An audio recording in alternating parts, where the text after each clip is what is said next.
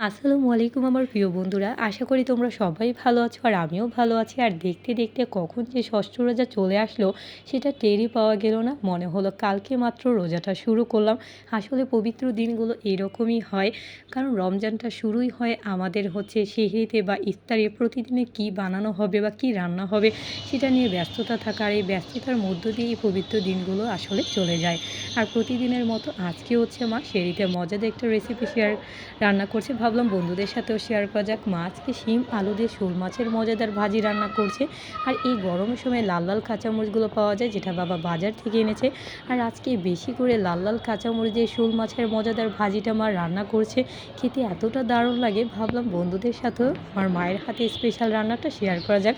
আশা করি আমার বন্ধুদের কাছেও ভালো লাগবে। আর মা এখানে ভাজি রেসিপিটা রান্না করার জন্য কড়াইতে সয়াবিন তেল দিয়ে দিল বেশি করে, আর সাথে অল্প একটু পেঁয়াজ কুচি দিয়ে ভালো করে নেড়ে চেড়ে পেঁয়াজটা লাল করে নিচ্ছে। আর পেঁয়াজটা একটু লাল হয়ে আসলেই এখন মা মরিচ আর হলুদের গুঁড়া দিয়ে দিল, আর সাথে পরিমাণ মতো অল্প একটু পানি দিয়ে দিয়েছে মশলাটা কষানোর জন্য। এখন নেড়ে চেড়ে ভালো করে মা মশলাটা কষিয়ে নিচ্ছে। আর মশলাটাতে মা এখন অ্যাড করে দিচ্ছে অল্প একটু রসুন বাটা, এতে দারুণ একটা ফ্লেভার আসে রান্না থেকে, আর খেতে ভালো লাগে। আর সাথে দিয়ে দিচ্ছে মা পরিমাণ মতো লবণ দিয়ে ভালো করে নেড়ে চেড়ে মশলাটা কষিয়ে নিচ্ছে। আর এখন কষানো মশলাটাতে মা একে একে শোল মাছের পিসগুলো দিয়ে দিচ্ছে।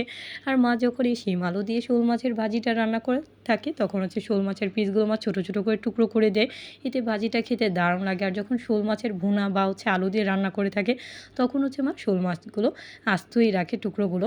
আর এখন মা মাছগুলো কষিয়ে তুলে রাখলো। আর এখন যেহেতু শিম আর আলু দিয়ে এই মজাদার ভাজিটা রান্না করবে শোল মাছের, তাই কষানো মশলাটাতে আগে থেকে ধুয়ে রাখার কুচি করে রাখা শিম আর নতুন আলুগুলো একে একে মা দিয়ে দিচ্ছে। আর এখন মশলাটাতে মা শিম আর আলুগুলো ভালো করে নেড়ে চেড়ে কষিয়ে নিচ্ছে।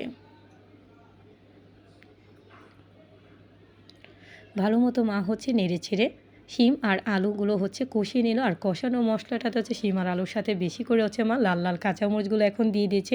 এতে কাঁচামরিচের ঝাল ঝাল স্বাদটা দারুণভাবে এই ভাজি রেসিপিটাতে চলে আসবে, আর খেতে কিন্তু সত্যিই দারুণ লাগবে।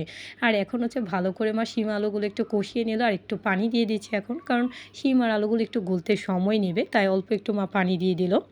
দিয়ে আবার একটু হালকা হালকা করে নাড়াচাড়া করে নিচ্ছে। আর তোমরা দেখতেই পাচ্ছ বন্ধুরা, শিম আলুটাতে আস্তে আস্তে বলক চলে আসছে।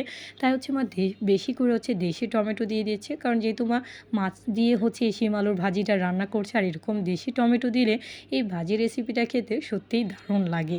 আর বেশি করে মা টমেটো দিয়ে দিল, দিয়ে ভালো করে নাড়াচাড়া করে নিল। আর এখন আগে থেকে কষিয়ে রাখা মা শোল মাছের পিসগুলো দিয়ে দিয়েছে। আর দিয়ে এখন ভালো করে নাড়াচাড়া করে নিচ্ছে নিচ থেকে উপর পর্যন্ত সব কিছু একসাথে।